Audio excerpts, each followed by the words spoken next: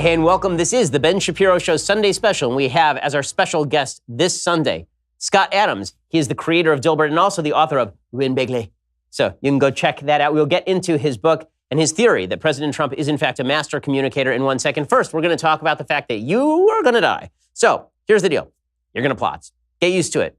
Feel that in your marrow, right down in the bones. And now go get some life insurance, because if you really understand that you're going to die, then you know you need life insurance, because otherwise you're going to leave your family bereft. Now, a lot of people don't have life insurance because it's kind of hard to buy. You have to work out what you need, do the research to find the best quote, and hope you don't get swindled along the way. That's not a good way to shop for anything. So Policy Genius made the whole process a lot simpler. Policy Genius compares quotes from the top life insurance companies to find the best policy for you. It takes a couple of minutes to get a quote. That's it. And if you don't know the first thing about insurance, they've got all the tools you need to get up to speed, learn the difference between term and whole life insurance, calculate how much coverage you need, and be sure you're making the right decision. In fact, over 4 million people have used Policy Genius to shop for insurance. Policy Genius doesn't just make life insurance easy. They also compare disability insurance and home insurance and auto insurance. If you care about it, they can cover it. So whether you know a lot about life insurance or nothing at all, start your search at policygenius.com in just 2 minutes. You can compare quotes, make that informed decision for you and your family. Policy Genius is the easy way to compare and buy life insurance. Well, Scott, thanks so much for stopping by. Well, thanks for having me. Really appreciate it. So let's start off with this. How did the creator of Dilbert become the Trump guy? Totally accidentally. I wrote one blog post in which I thought I saw some skill in him back in 2015 that people weren't noticing. I thought he had a persuasion talents that were unusual. And I wrote a blog post called Clown Genius, and it was hugely viral. And I thought, well, I'll write one more. And that was viral as well. And everything I wrote about Trump got more traffic than anything else I was doing, which is the same experience of every other person writing about Trump, right? The universal experience. I thought it was just me. But it's so interesting. I can't stop doing it. I feel I'm actually addicted in some way. Now, how politically did you end up at the point where the left now considers you a Trumpkin, even though you consider yourself, and you talk about in the book, the fact that you're pretty liberal on a lot of major issues? Yeah, and the social stuff. And then the big stuff I don't understand. If you ask me, what's the best trade deal with China? I don't know. I don't know does anybody really know? But on the little stuff like, gay marriage, yes. Should we have universal health care? I'd like to see it. I just don't know how to pay for it. So I'm sort of a liberal with an economics degree, so it makes me a hybrid. And yet the fact that you sort of considered Trump to be an actual good communicator to led everybody to believe that you are deeply embedded in the right now and that you are, in fact, President Trump's #1 proponent. I call myself a supporter, but I also call myself a supporter of every sitting president. So I was an Obama supporter primarily. I had one issue with him. But I support the president in general. What was your one issue with Obama? So Obama originally said he was going to let the weed business in California alone and in the States alone. And then he got in office and he changed his mind. Now, that would have been okay with a reason. Here's my reason. I thought about it. Here's the new facts. But without a reason, one must assume there's something going on. And without a reason, you have to assume he's bought. Right? Now, if he had explained it, I would certainly accept the explanation if it was anything reasonable. But without the explanation, I consider that a remove from office kind of situation. Okay, so let's talk about your Trump theory. So you sort of became famous in Trump circles, obviously. You were always famous before that for Dilbert and everything else that you do. But you became famous in sort of political circles for taking this peculiar view in 2015 that President Trump was, in fact, a communication genius, that he was actually terrific at this, and that everybody who was out there mocking him and thinking he's a fool, that we all had it wrong. What made you think that President Trump was a genius at communication? So I've got a background as a hypnotist. I was a trained hypnotist in my 20s, and I've been studying all the ways of persuasion for decades as part of my work. So to be a good writer, I learned how to word things, how to do marketing, how to do sales, how to negotiate. These are all related topics. And when you look at Trump, he's first of all, he wrote a book on negotiating. So we should, sort of. He read it. But even if you just brand yourself as the negotiating person, it attracts that knowledge to you over time. So in all likelihood, he knows more about negotiating than most people on the planet because it's an interest and he does it a lot. But he also had this weird experience as a kid. So when he was in church, his family pastor, I believe, was Norman Vincent Peale, the author who wrote The Power of Positive Thinking, which in a sense is a persuasion Bible for people of those times. And it was about how to use optimism, essentially. I'll paraphrase it too much, but it was how to think your way into a better situation. And we see him modeling that all the time. I don't think it's a coincidence. If you sit in that church with someone who was considered so influential, so persuasive, this is Norman Vincent Peale, that he was actually accused of being a hypnotist in his day. He was so persuasive. So I think Trump comes by it honestly, in the sense that he's been around it, and then he's also developed it over his career. But beyond that, I noticed a lot of specific technique that you wouldn't notice if you don't study this stuff. So what were some of the techniques that first jumped out at you that you think President Trump was using? So the wall, let's take the easiest example. Visual persuasion is the most powerful. If you had a concept, let's say you said, well, there are too many people coming across the border, or our crime rate is up 5%, or whatever you're going to say. Concepts don't persuade. You show a picture of a wall, and people want it or don't want it. You show a picture of a caravan of people coming, and people say, that's immigration. Now I have a visual image. And you'll watch that the president does visual imagery so consistently compared to anybody else in the game. He's just the most visual thinker. He simplifies. Simplifying is hugely important. Politicians want to act like they're the academic, the smart one, the lawyer in the room. So their impulse is to get a little bit more complicated than the people they're talking to. Remember, Trump was mocked for, what did they say, he had a 4th or 6th grade vocabulary or something like that? Yeah. But if you talk to anybody who's an expert in this field, they'll say, well, what's the audience? Okay, he's talking to the audience in the way that you talk to people who are operating on that level. Do you think that when he's in private, he talks like a British professor, or suddenly he sounds like, Ayaan Hirsi Ali behind closed doors? Well, several weeks ago, I got to meet him. So I was in the Oval Office. Were you shocked by his mellifluous British accent? Yeah, the British accent totally threw me. But no, he seemed exactly the same person, just the relaxed version in the room. Although I'm not sure he ever is not the relaxed version. Yeah. So I guess that is one of the questions: is how much of this do you think? I mean, look, he's obviously a guy who gets his message across in unique ways and with a unique sort of appeal. How much of this is conscious, and how much of this is just natural to him? How much of this is instinct, and how much of this is planned? I think he would say it's something natural that he sort of just picked up. But he either has an amazing instinct, or he's learned more than he remembers learning, because his technique is so consistent, and it's just nobody in the game is matching him. Now, the other thing he has is his willingness to do things that would be embarrassing to other people. His willingness to go outside the box and take the risk. So if you add his gigantic personality with his willingness to break the edges on everything, almost every tweet he does has a little something wrong with it. And when I say wrong, I mean perfect, wrong in exactly the right way. Even his famous, Stormy Daniels horse-face tweet. So he will consciously pick something that will make you obsess on it, because it's the error that makes you focus. Your brain is designed to flush out all the stuff that's normal and doesn't matter. When I leave this room, I'm not going to remember the scenery or anything. I'll remember just the key things. And he's just great at making you focus on the key things and making you think about what he wants you to think about, better than anybody ever. I mean, one of the questions that I have is whether this is a bit of an unfalsifiable thesis.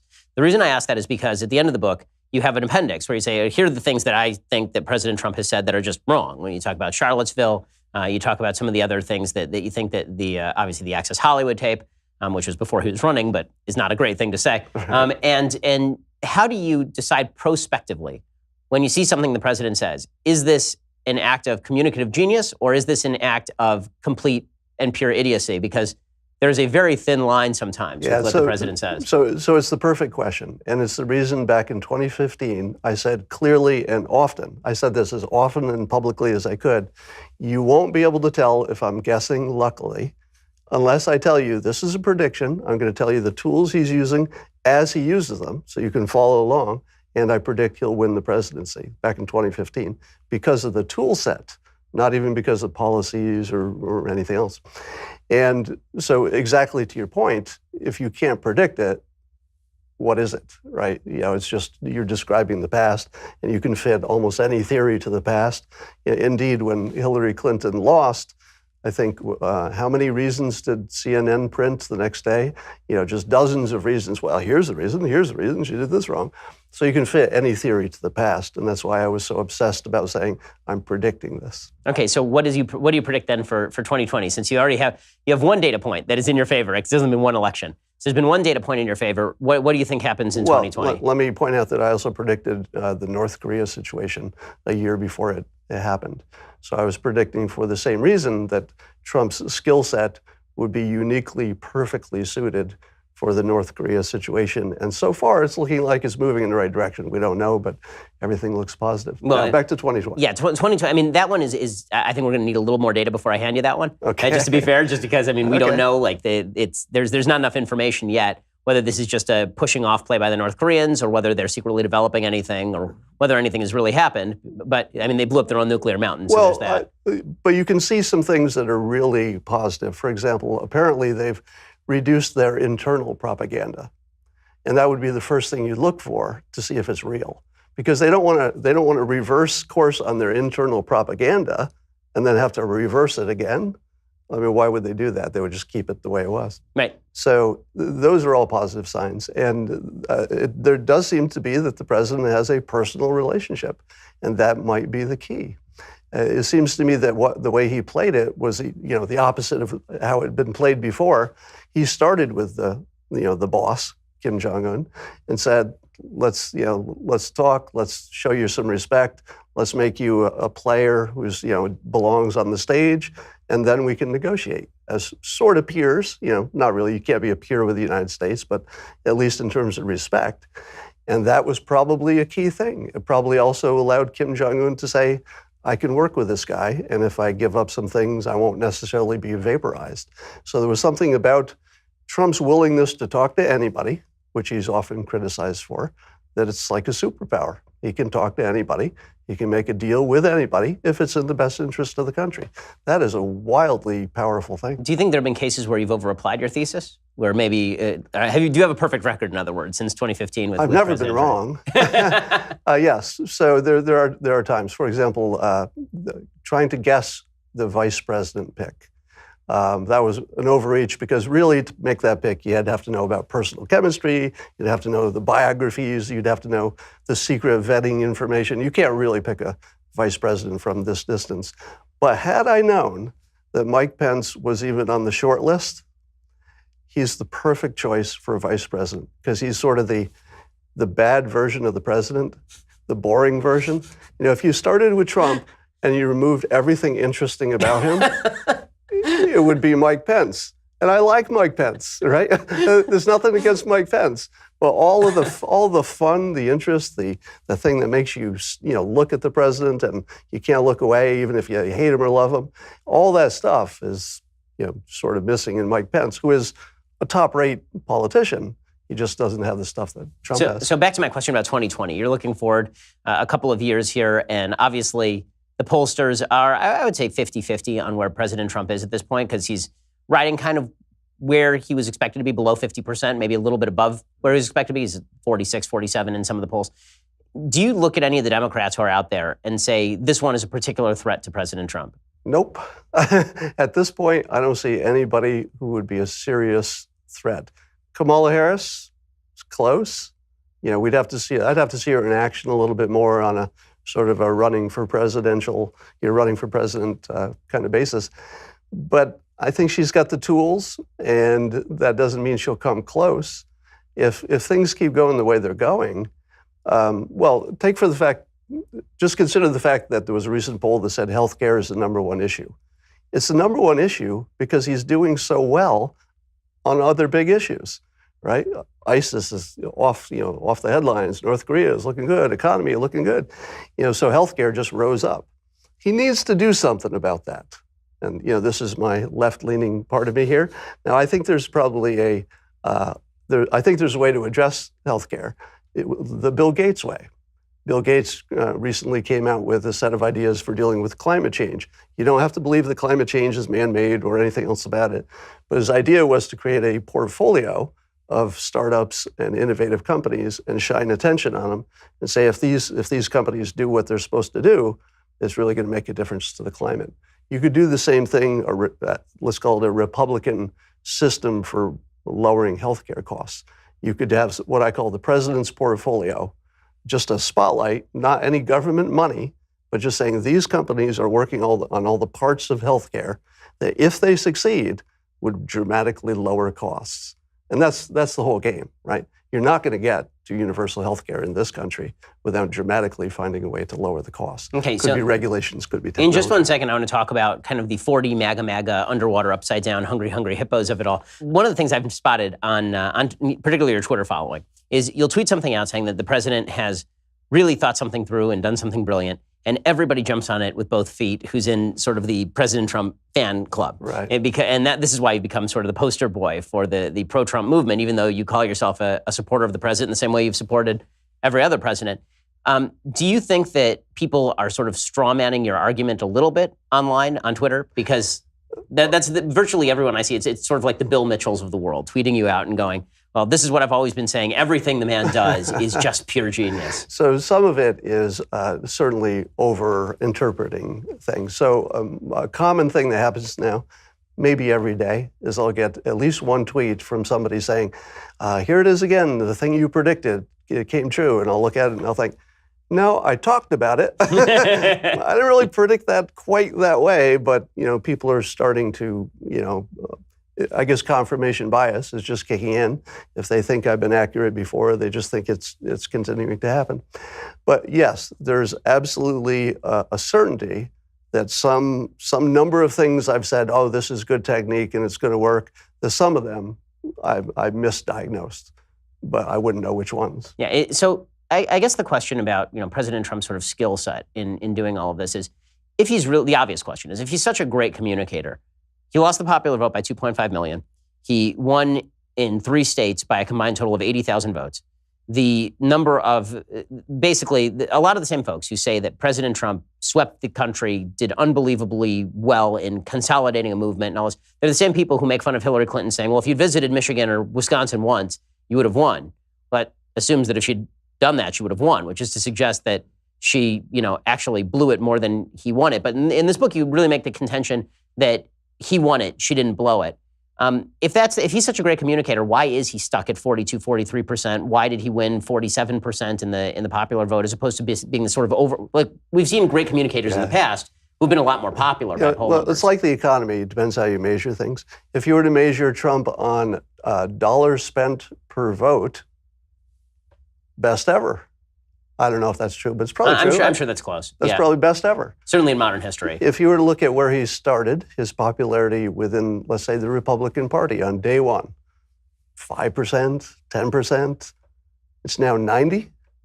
So it's 9 times bigger than it was when he started 2 years ago. Part of that's being president, but yes. Well, yes. And winning the nomination. Right. You get past certain posts and then there's a big spike, right? But yes. Success makes you popular, sure. So if you were to look at that, I would say he's probably influenced more people to turn from not liking him to liking him than maybe anybody in that frame of time. Maybe Obama, because he was sort of a phenomenon. Maybe Bill Clinton. But it's rare air that you can turn that many people in that length of time. And now he's going for the hardcore. All right, we don't know if he'll ever make a dent in the Democrats, the real haters, but you're starting to see people say, I didn't like him, but I sure like the economy. I didn't like him, but we sure seem safer from North Korea. I don't like those judges necessarily, but they're qualified. So you're seeing that kind of talk. So some of the theories that you've heard, and I'll admit, I'm a proponent of the theory that what, the gal you brought to the dance is not necessarily the one that you leave the party with if you're the president, meaning that what got you to be president is not necessarily what keeps you being president, that people expect a different thing in the office than they expected getting to the office, right. And that the skill set may not be directly applicable in terms of communication strategies. So I've suggested that, some of his tweets outweigh the benefits when it comes to or when he goes in front of a rally and he makes a reference to a congressman body slamming someone in the middle of arguing jobs, not mobs. This sort of stuff hurts him. And his fans, I've also argued, his most ardent fans, they don't care nearly as much about policy as about those tweets. Like the stuff that they like the most is the affect. The affect is what is attractive to them, not the policy. He can dump the policy on the side of the road 3/4 of the time. You actually make this argument a little bit in terms of him moderating his policy, but they stick with the affect. Do you think there's a point here where he actually does have to change how he communicates in order to reach that middle core? Because his base is there, but every time he says horse face, is he winning anyone over in the middle by going horse face about somebody he stumped 10 years ago? Well, the fun part about this is if you would just go back in time and remember how we felt about these tweets just 2 years ago, whether you loved him or hated him, how did you feel about these tweets? Your hair caught on fire. Like, it was like, if you loved him, you'd be like, don't do that, don't do that. And if you hated him, it was like, well, look what you've done. And now he tweets horseface about a porn star that he was, allegedly got with. And the entire world went, horseface, I can see it. You would have to agree. You would have to agree that the level of hair on fire went to maybe a slight, tingling on the scalp. And he has the ability to just make us get used to it. Well, he's definitely inured us. I mean, there's no question. After this many levels of acid on the skin, we've developed a certain thickness of skin. But I do wonder, do you think that... But let me give you a more complete answer to that. I think there's a portfolio effect here. There's a diversification effect. He throws out a lot of stuff. If you were to go back and say, all right, during the campaign, these 10 tweets, would you have done these 10 tweets, Mr. Expert political person, whoever you're talking to? And the expert would say, no, I would not have done 9 of these. These are all mistakes. But probably, now that we have the benefit of watching him win, probably 2 or 3 were a problem. And then 7 just fired up the base, made it more interesting, collected energy, took attention away from his rivals. But which of the 3 could you have picked them in advance? It's hard. So I think that we have to be a little bit humble about whether we can look at his tweets that got us here, and we didn't recognize which were good or bad then, that suddenly we've developed this ability that, now we can tell. Now he's president. Now I can tell that's a bad tweet. That one will hurt him. Now, there's some that even I say the same thing. I go, in the example you gave, talking about physical confrontation in any way is probably just a bad idea. But I didn't become president, and I'm not sure I would have had the talent to do it. So I always keep that little bit of doubt that maybe just talking tough, maybe being the toughest guy in the room, has some benefits that are not immediately obvious. And I think it might translate to a lot of different fields, that he's just the toughest one. And we feel that. We always feel his toughness. It just comes out in every way. How solid do you feel in the theory? Meaning, is this theory good until it isn't? So if he loses in 2020, if the bottom falls out on him, and it turns out that he has, it seems to me that the American public could have 2 reactions to this. One is exactly what you say, which is, we're inured, the sound has been turned to 11, and so our ears have adjusted now to the sound, and now we can't even hear it. It's just white noise in the background at this point. And the other possibility is that it's like I am with my 2 kids under 5, that I love them, they run around, they're extraordinarily loud, and at 7:30 at night, I say, you need to go to bed now. Because if you don't, I'm going to go start drinking. Right. And is it possible that the American people there's a sort of feeling of return to normalcy that kicks in the same way that there was wrongly with Jimmy Carter after the Nixon-Ford years, or with Warren G. Harding after the Wilson years, that there's sort of a backlash to all of this? Or is this just the new world we live in? I think there's an addiction thing going on the people who love Trump, and I would say that I'm one of them, in the sense that, if a good tweet comes out that I know is going to make people angry, that's a good day for me. I can feel it, like physically. I can feel the joy, and I know that 60 million people are giggling at almost precisely the same time all over the country. They're looking at their phones and they're like, and you get that little jolt, right, of whatever chemical thing that is. So I think the haters will hate, the lovers will love, and I think it's going to be just like that in 2020. How much of his success do you think is a result of his communication skill, and how much do you think is a result of the Democrats really sucking at what they do? Meaning that he's the beneficiary of, every time he says something that seems off the wall, They then proceed to interpret it as the worst thing since Hitler. And it doesn't matter what it is. Every single thing. Horse face, it's the worst thing since Hitler. Right. Gianforte, the worst thing since Hitler. Every single thing is the worst thing since Hitler.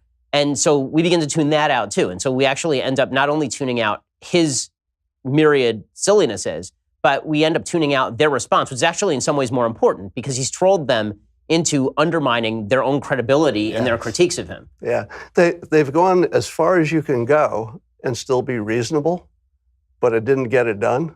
So now they're deciding, well, we should be maybe bad people like he was, in their opinion. So we'll just copy the part that we understand, which is the mean part, the bully part, and they're missing the technique. So they're picking up all the stuff that you wouldn't want to imitate because they don't get the technique that they should imitate. So what do you think is, I asked you this before, but what do you think if you had to pick, you talk about, 12 techniques here? 11 techniques? If you had to pick like the 2 or 3 that are the most effective that he uses on a routine basis, what would those be? You mentioned visual, but what were some of the others? Well, fear. So fear is always your good one, and the Democrats used that well during the campaign.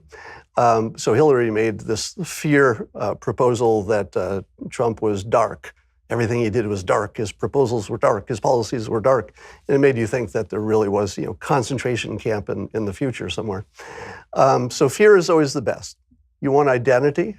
Identity is a powerful one. If you can say we're Americans, we're on this team, it's us against them, that's always good.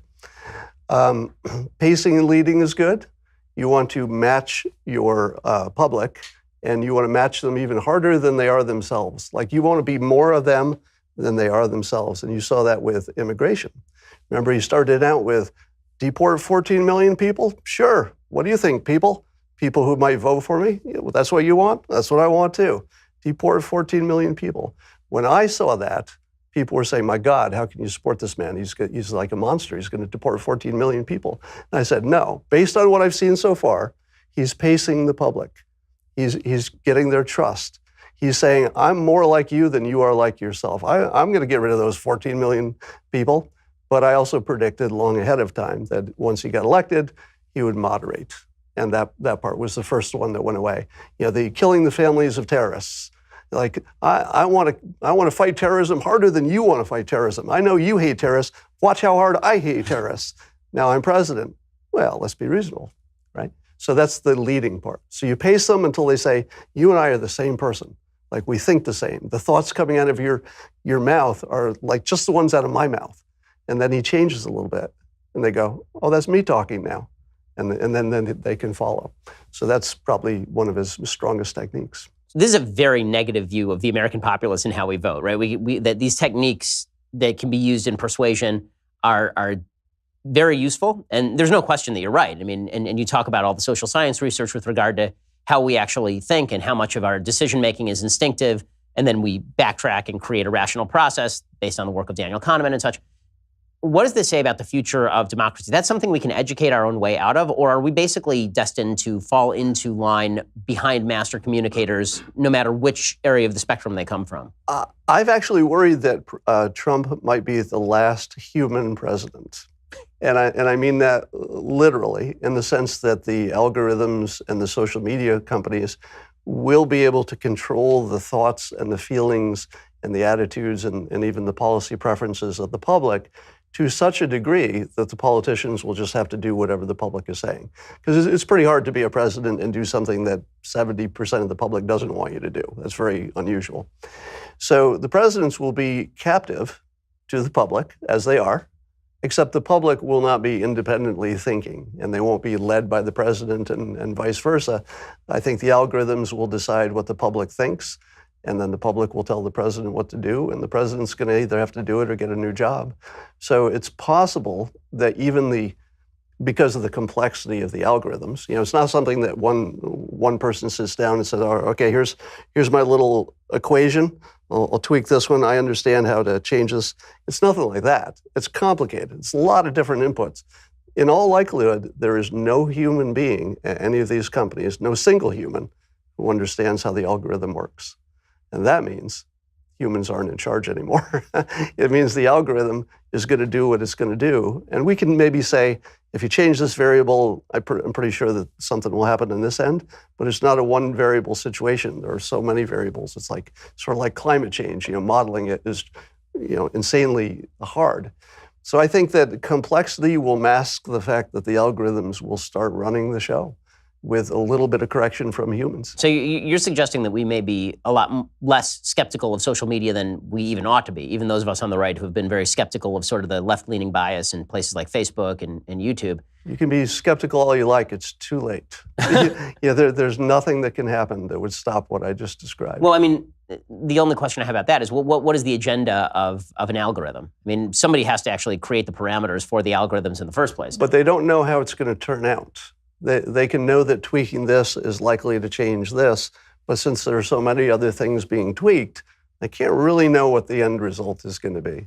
It's just going to be too complicated. So maybe we just reached the end of democracy, basically?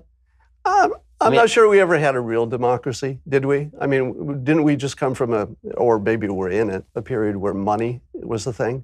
The billionaires are backing certain candidates and, the public doesn't know where the big money's coming from. Trump sort of broke that model because money wasn't the thing that got him elected. It was personality and technique. But he's such a unique character that he's stronger than the algorithm. He's stronger than the money. You're not going to get another one of those. Good luck. You could try, but that is a powerful package. I mean, so this is a pretty dangerous message to a certain extent for the American people, because what do you expect the American people to do with this? Okay, they're now controlled by master communicators, by algorithms beyond their control. What's their daily life look like? How do they shape the system? I mean, do you see any cause for optimism here at all, or basically surrender to your machine masters? For the voters, it may not look any different, because before it was sort of the media companies who were maybe shaping the message, and then the voters would think they made their minds up, but really they're just adopting the message of their favorite communication channel. So if you're watching Fox, you think your opinion matches Fox. Hey, how about that? I'm watching Fox, and my opinions are the same as those for the most case. And the people watching CNN say, my opinions match that. But they're not really making opinions. They're receiving opinions. The difference is that we're probably moving from a place where there are people at the top, not many of them, deciding what the messages will be for their side. That's sort of what it is now. But Trump is strong enough that he can kind of, be above that process. But when there's no Trump, and when the algorithm is stronger than the people running the messages, it's going to be the algorithm. So if the president has the sort of strength you're suggesting, and let's say you're advising the president on how to create a system in the United States that could help prevent the sort of stuff that you're talking about. Do you want to prevent it? What is the assumption that it must be prevented? I mean, the assumption is that attempts to manipulate people's free will by technological companies run by an oligarchic few are probably a bad thing. Well, which is your suggestion, right? That Trump has broken the system. The new system is filling it. We're moving from the oligarchic few to this brief time when Trump is stronger than the oligarch, to the point where it won't be the oligarch and it won't be Trump, because someday there won't be a Trump. At that point, the algorithm will be stronger than the oligarchs, and money won't matter anymore. Okay, and at that point, do you think that the United States is, since we're all presumably thinking more alike under this algorithm that's controlling us, does it sort of restore some sort of American unity, or do things just continue to decay in terms of the polarization of the culture? That's a good question. And a lot of that probably gets to Fox News and maybe a couple other outlets.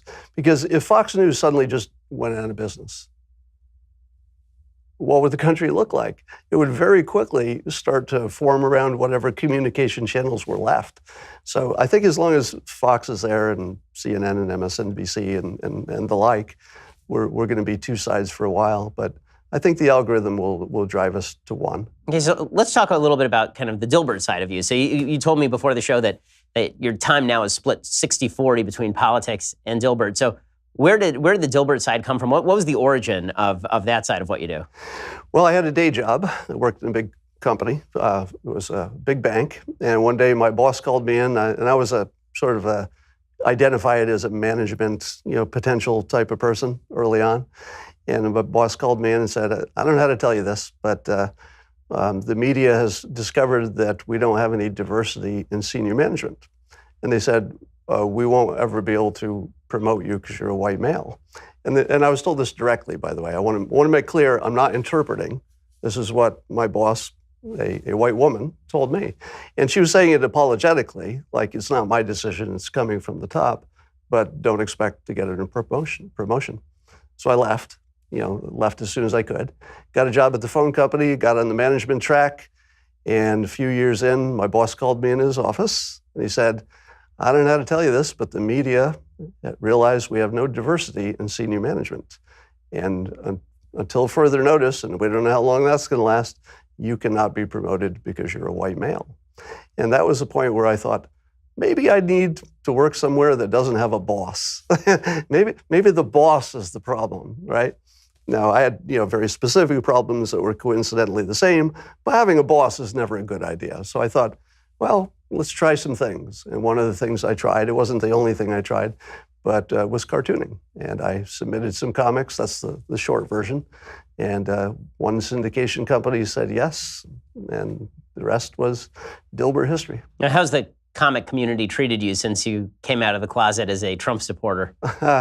Every once in a while I get the tweet that says, I will never read another Dilbert comic. I'm burning my Dilbert book. But for every one person who does that, there's still 9 who didn't pay attention to politics before. They're not paying attention to it now. They just like their Dilbert comic. And so you talked a little bit about the fact that coming out politically in the area where you live was actually a dangerous thing. So what's been the response in the area you live? Because you obviously live in a very left-leaning area of California. Yeah, so in Northern California is where the San Jose situation happened during the primaries, when some Trump supporters got attacked just walking to their cars, literally doing nothing but walking to their cars. And that was about the time I realized that it's actually physically dangerous. And I was also getting tons of troll traffic, and who knows how much are paid trolls and how much are not. But a lot of them were branding me Joseph Goebbels, if I'm pronouncing it correctly. So Hitler's, PR person. Now, here's the thing. When they're labeling the president Hitler and they're labeling me as just a supporter, explaining his technique as Joseph Goebbels, you're creating a situation where it's approval to punch me. It's approval to hit me. Because you wouldn't say, go hit a candidate running for Congress, but you would say, go kill Hitler. And if the situation were reversed, and I thought it was a real Hitler, like a real Hitler, and I could stop him, I'd kill him. I hope you would too, right? So that situation was becoming real in people's minds. It had left politics and had entered the realm of, I think there's a real Hitler coming, and that might be his little buddy. We better get him first. So I stopped appearing in public. Wow. So I don't do any public stuff if I can avoid it. I've done a few, but only if I had to. So you've met the president. I mean, there are pictures that came out of it. What was that like? Did it confirm your views of the president? Did it undermine your views of the president? I mean, now that you saw him behind those closed doors? You know what this great relief was? Because it was during the time when everybody was saying that maybe we need the 25th Amendment, maybe he's crazy, he's flipping out behind doors. And I thought to myself, what if I'm wrong about all of this? what if I meet him privately and he's just whack job right there? But it turns out that he's the most reasonable, sane person in person, completely personable. For the entire time I was there, he acted like I was the only person in the room. His social skills are off the chart. His charisma is crazy. I mean, it's just, in the good way. And nothing that would even be slightly worrisome about, his mental state. He's definitely in control. It seems to me that overall, your philosophy is a pretty deterministic view of human nature, that people can be controlled from above by great communications or by algorithms. You in your own life, though, have made a bunch of choices that are, pretty individually motivated and look like you're kind of surging off the beaten track. I mean, first of all, to leave business and go into comics is one, and then to go from comics to, I'm going to analyze this kooky candidate who's in the middle of the wilderness in 2015 and point out and now I'm spending 60% of my time analyzing his machinations in politics. So you yourself are a pretty individualistic guy. Are you deterministic about human nature, about yourself? I mean, well, I don't believe in free will, but I believe that I have to act as though I have it. Apparently I'm programmed to act as if I have it. So that's as far as I go in terms of the deterministic part. So yeah, it might be that we're just a simulation. I happen to buy into the simulation theory that humans are perhaps a software simulation created by a prior civilization. Whoa. Okay, explain that one. Well, Elon Musk says the same thing. A lot of the smartest when people. When he's smoking pot with Joe Rogan, or like the rest of the time also? Well, I don't know. I've only seen that. I think the rest of the time too.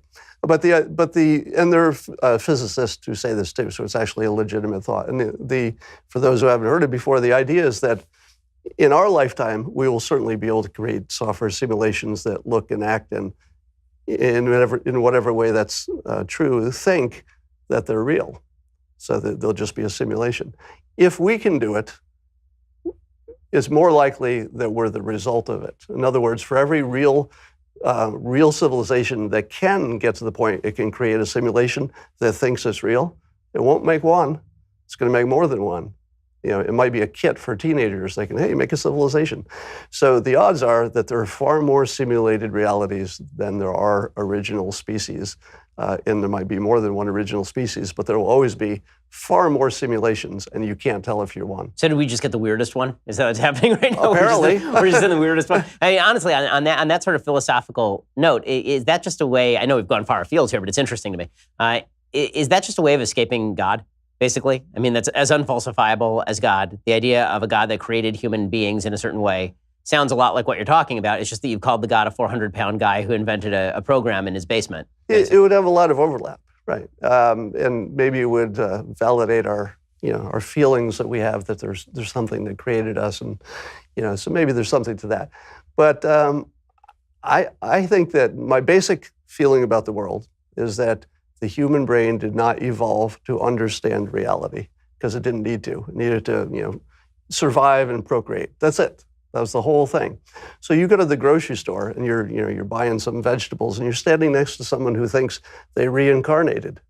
And on the other side is someone who thinks that their prophet flew to heaven on a winged horse. And behind you is somebody who thinks their savior walked on water. Now, some of those things might have also happened at the same time, but we're generally walking around with people who are in completely different realities. If you look at the reality of the Trump hater versus the Trump supporter, this is what I call two movies on one screen. We think we're looking at the same thing, but we are really not interpreting it as the same reality on a base level. So when you say, is it God, is it a simulation, is it anything? I guess the way I reduce that is, if it makes you happy and it helps you predict what's going to happen next, which also makes you happy, then you've got a good filter on life.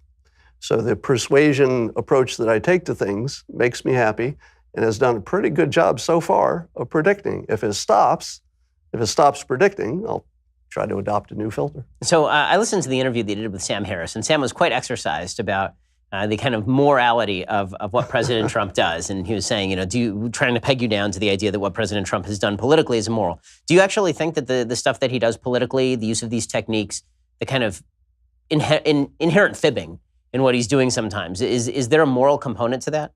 No, if it's directionally appropriate. So if what he's doing is, the best example is the economy. So if he tells 10 lies about the economy and the fact checkers say, that's not exactly true, this isn't the best job since then, it's not the best GDP since then, he may be technically incorrect, but what is his intention? His intention is that he understands the economy is a psychology machine. If you get the psychology right, the machine works. So he takes us to a higher level of hyperbole, higher level of optimism. He says everything's better than it's ever before. What does that cause people to do? It causes people to invest because they say, really? It's great? It's even greater than I thought it was. It's that great? Thanks, Mr. President. I'm going to invest a little extra.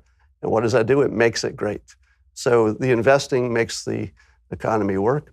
So he's actually sort of using hyperbole, and that's his word, he says he uses it, to try to draw us to positive places. If he says that ISIS is the worst thing in the world and it's going to destroy the planet, that's why we have to do so much to defeat them, well, that might be a little bit of an exaggeration. But you still want to beat ISIS. And if that's what it took to get everybody on the same page, that's a virtuous direction, even if the fact-checking was not accomplished. Well, to be fair to some of President Trump's critics on this score, some of the hyperbole that he's used in attacking his opponents, for example, is I think, pretty obviously not morally or directionally appropriate. I mean, when you suggest that, like... Well, give me an example. Okay, suggesting that Ted Cruz's dad killed JFK is probably a pretty good example.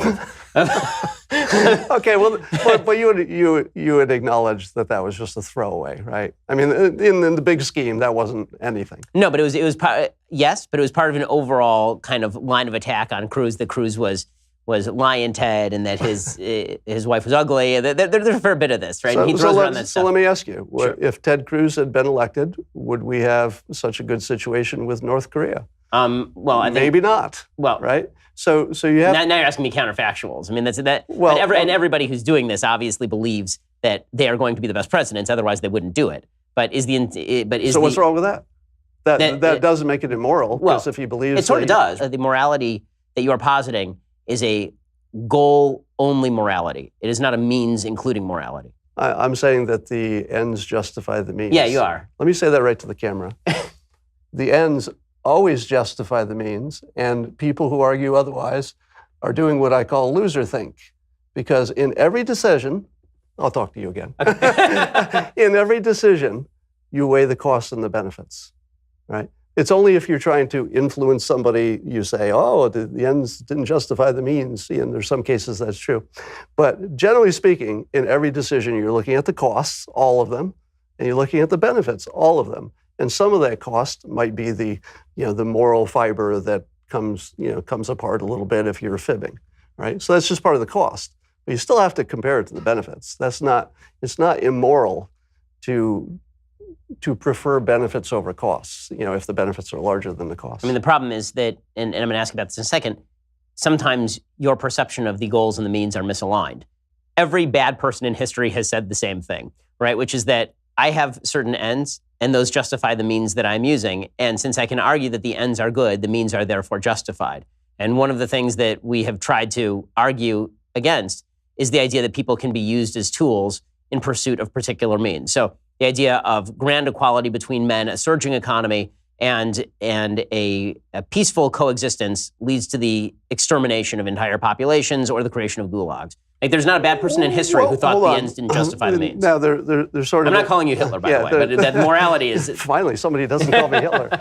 But you have to, there's an analogy problem here. You can't compare some hyperbole that gets you better policies to, the Holocaust. No, of course I agree with right? that. Of course I agree with that. But the question was one of, is the president using immoral tactics when he does that? And your original statement was that he was not. And then you went to the kind of all the way, maybe you're selling me past the sale.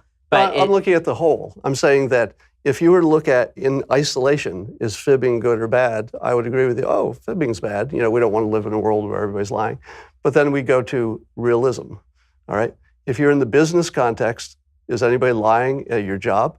Everybody, right? Everybody. Everybody's lying from why they were late to why they didn't get the report in on time to the marketing is mostly lies, dressed up to be barely legal. Sales is mostly lies. The government is mostly lies. And so Trump comes in and he goes, I see everybody around me is lying about 30% of the time and it seems to be effective. I'll ramp that up to 70. See what happens. It's sort of the same thing. It is, but is there a limiting principle? Meaning, at what point would you adjudicate that the ends did not justify the means? So what could President Trump have done in 2016? Let's say this was the argument that was actually made very often in 2016. It's a binary race. It's Hillary Clinton versus Donald Trump. Hillary, from a conservative perspective, is an existential threat to a lot of the things that conservatives believe. So President Trump is justified in doing pretty much anything in the leftist view, up to and including collusion with Russia, which I obviously don't believe. I think it's a bunch of crap. But the leftists say, well, that's what he was willing to do. Donald Trump Jr. was willing to do that, get together with the Russians and all the rest of it. What would you say would be the limiting principle to the idea that some threat requires the use of 70% lying or 100% lying? I'm not sure you could ever make one rule that you would be happy applies to all situations, because every situation is a whole bunch of variables, and no two situations are exactly alike. But for example, if he had said, I think I'm going to have Ted Cruz executed, like I'll have a hit squad, just kill him, I would say, okay, that seems bad, right? Okay, good, we've gotten there. Because that would be a precedent that would not only, if he got into office, he'd be maybe convicted, so it doesn't even work on a practical level. Plus, you don't want to start this standard. So the whole thing falls apart, right? So there's some of them are just easy. But if you say, Was it okay for him to insult somebody or to suggest something in a political campaign that wasn't true? I'm going to say that's sort of standard material. Okay, so where do you see the country going from here? It seems like you're a happy guy with a very pessimistic view of the future. Not at all. Okay, so, no, it's a different view of the future, but it's actually more optimistic than I think I let on. Okay, so what is that vision of the future? What's the happy part about being controlled by algorithms and everybody lying to you? Well, the algorithms won't necessarily do a bad job, right? Compared to human performance, humans are pretty sketchy. So I don't automatically assume that humans will be, worse at governing, or that computers will be worse at governing or worse at driving cars, right? I'm looking forward to the self-driving cars. Oh my. So, but I've said that we're entering a golden age, and the way I define the golden age is a weird time that only really will happen once in a civilization, when you don't have resource shortages, you have idea shortages. If you take the urban areas, for example, I've been working with Bill Pulte on the Blight Authority, and what he does is it's a nonprofit where he clears out clears out blighted areas in the inner cities, and then we're trying to figure out what to put there. And one of the things you learn is that fixing the inner cities is not a money problem. Like you would think it would be, right? It's like, oh, nobody has the money to do this. But there are plenty of people who would put money into it if you had a good enough idea. So we have an idea shortage, not a resource shortage. And I don't know if the world's ever been there before. And that means that if we use our thinking, our persuasion, our communication skills right, we can solve just about everything now. Just about everything. I mean, a simple example is cancer. There are a whole bunch of cancer trials, and then there are a whole bunch of cancer doctors. But the cancer doctors, even the ones who keep up with it, don't know about all the trials. And the trials are specific to specific types of cancer. So now there's a company, I think it's called Drive, that makes a database to pair patients with a specific test, because even the doctor wouldn't know how to find them. There's nothing been added but information. And it has the potential to be just revolutionize that area by getting people to the right kind of treatment. So you see something like that just in all other realms of civilization right now. So I do have one final question for you. I want to ask you whether the lessons of President Trump can be applied to any other politician. Can we look forward to applying those lessons in our own life? And if so, how? But if you actually want to hear Scott's answer, you have to be a Daily Wire subscriber. To subscribe, just go over to dailywire.com, click subscribe, give us your money, and you can hear the end of our conversation there. Well, go check out the book, Win Bigly by Scott Adams. Scott, thanks so much for stopping by. Fascinating stuff, and it's great to see you. Thank you.